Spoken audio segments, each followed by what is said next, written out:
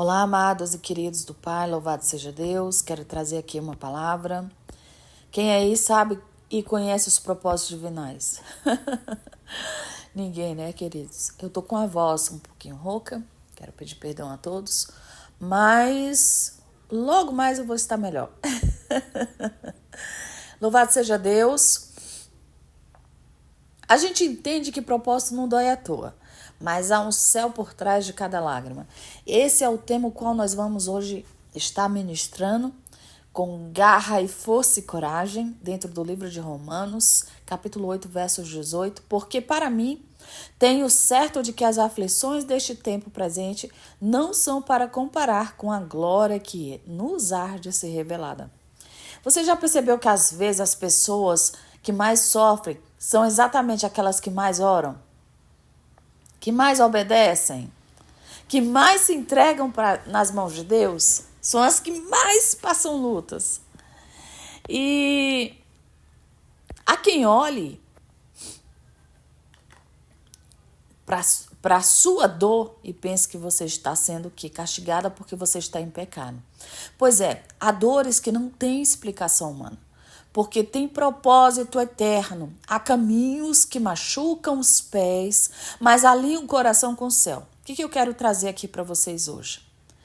É tratamento, é forja, é preparo para algo maior.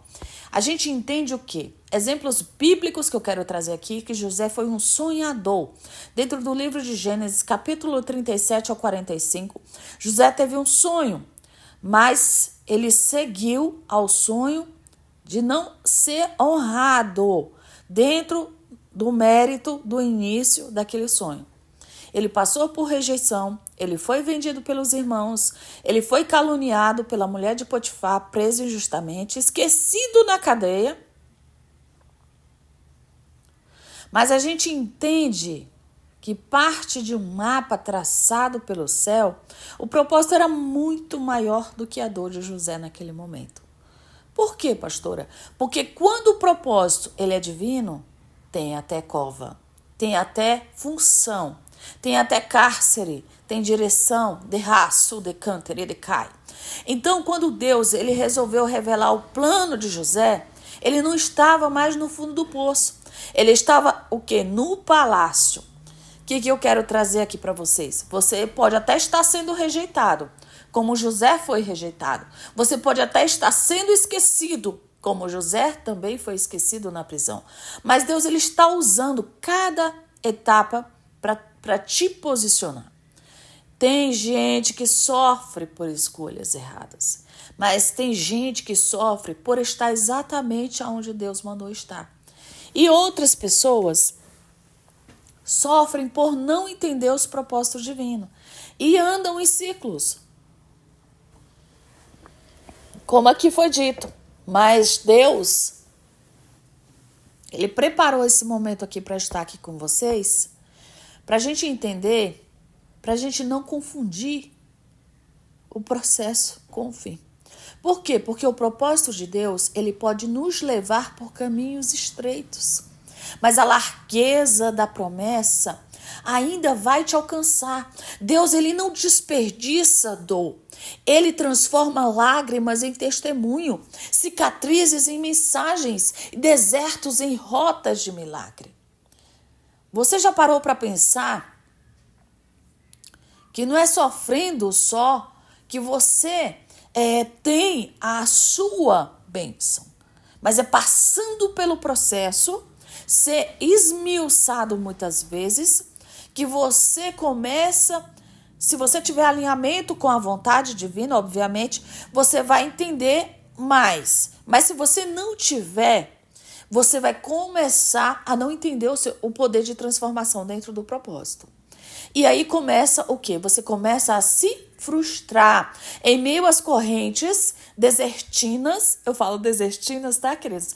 Mas é uma forma de trazer aqui para vocês o quanto Deus, ele trabalha em meio às circunstâncias. Você não está sofrendo porque você é escolhido. E quando o céu ele escolhe, o inferno ele se incomoda, mas não vence. Por que o propósito ele exige renúncia? Por que nós sofremos com propósito? Jesus, no Getsemane, ele suou sangue. Por quê? Porque ele era propósito. Porque o propósito, ele dói. A cruz que ele carregou, ele não carregou sorrindo, mas ele carregou com fé. Lucas capítulo 22, versos 42. Pai, se quiseres passar de mim este cálice, todavia não se esqueça da minha vontade, mas faça-se a tua. Porque o propósito confronta o ego. O propósito, ele traz circunstâncias que nós, às vezes, até duvidamos. Nossa fé chega assim embaçada. Eu não vou longe. Deus me colocou em um local com pessoas muito diferentes do meu cotidiano. Mas ali eu me habituei porque era um propósito divino. E eu não entendia por que aquele propósito estava sobre a minha vida. E Deus começou a trazer à memória aquilo que me dava esperança. Em meio às incertezas, Deus já havia usado vários profetas para falar que eu ia estar trabalhando em um local onde eu tinha o controle daquele local. É muito engraçado falar sobre isso. E eu tô falando aqui porque eu pedi autorização para a pessoa, tá, queridos? Há um tempo atrás eu falei, olha, um dia eu ainda vou contar o testemunho. Você aprova? Sim, aprova. Obviamente, a gente entende o quê? Que as nossas experiências, elas calculam um tempo determinado para que Deus ele venha nos tratar. Não é em meio às incertezas e aos questionamentos que nós somos tratados. Pelo contrário, parece que a gente demora mais. Não é uma forma aqui de murmurar, não é trazendo isso. Mas é uma forma de questionar alguns porquês que ainda não foram concretizados em cima de algumas guerras que nós já tivemos. Porque o propósito, ele exige o quê? Renúncia. O propósito, ele exige o quê? Ele exige de você paciência. O propósito exige situações que a gente precisa entender que quando ele confronta o ego, Deus quebra a nossa vontade para manifestar dele.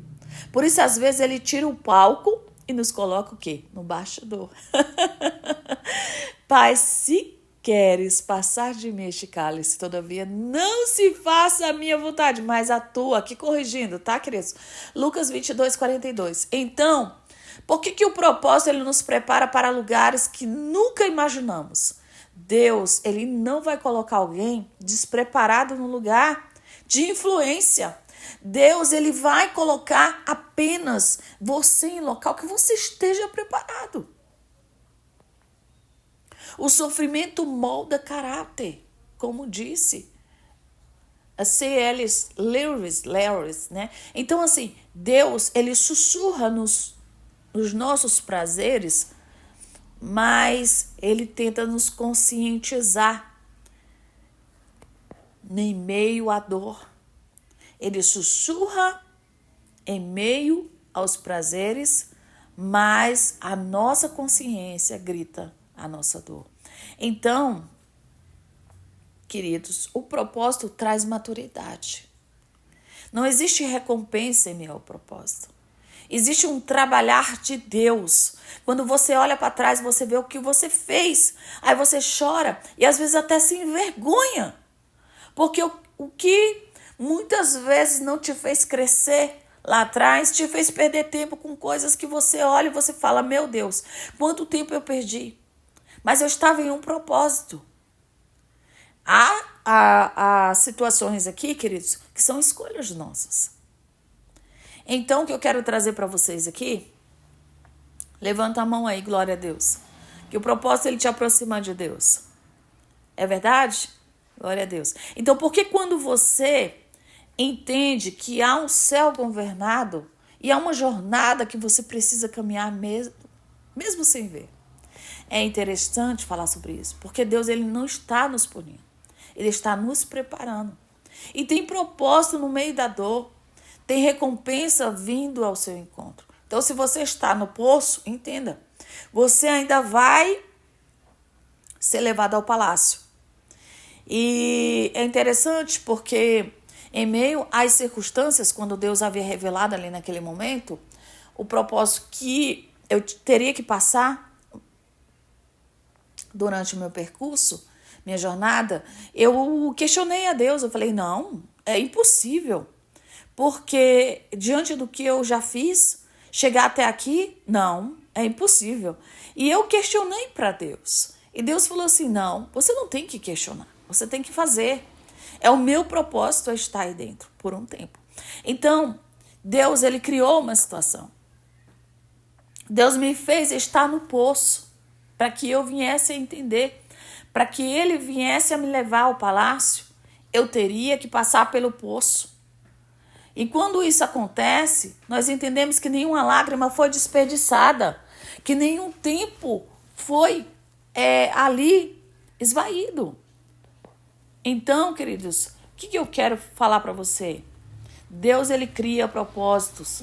A dor, em meio ao que Jeremias estava sofrendo, o profeta rejeitado, mas constante, foi o próprio povo perseguindo. Jeremias foi preso injustamente, constantemente ameaçado, mas Deus cumpriu o propósito mesmo assim.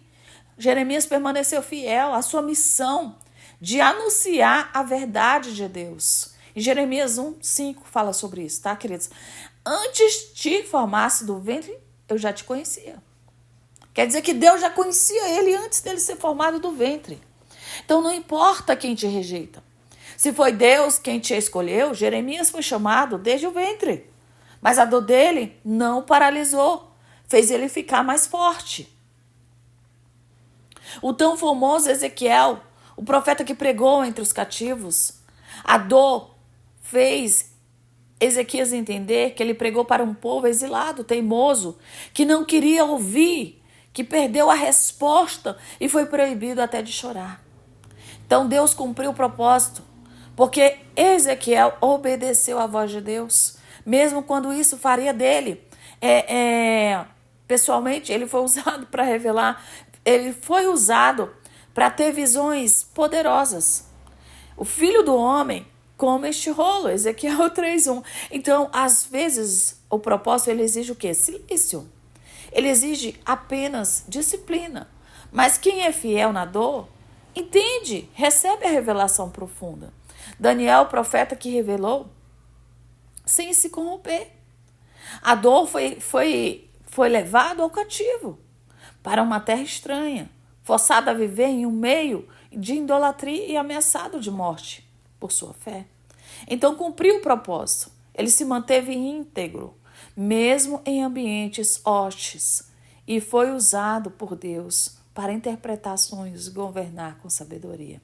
Daniel decidiu firmemente não se contaminar. Daniel 1:8. Então a aplicação que eu quero trazer hoje desse ensino é que você pode estar no meio da Babilônia, mas o propósito te mantém firme. E não pode se contaminar. Porque o propósito ele não é uma ausência de dor. Ele é a perseverança de direção. Ele nos ensina que a rejeição de um homem não anula a escolha de Deus. O sofrimento não cancela a unção. E a fidelidade do secreto libera a manifestação do público. Ou seja, quem carrega o propósito, carrega também a promessa para a recompensa. Então, queridos, só para a gente encerrar aqui, Deus, ele conhece os nossos corações. Deus sabe exatamente como criar dentro de nós situações que nós possamos ser compensados e recompensados lá no futuro. Mas sem barganha com Deus, tá? Porque o propósito, quando ele entra em ação, as dores vêm.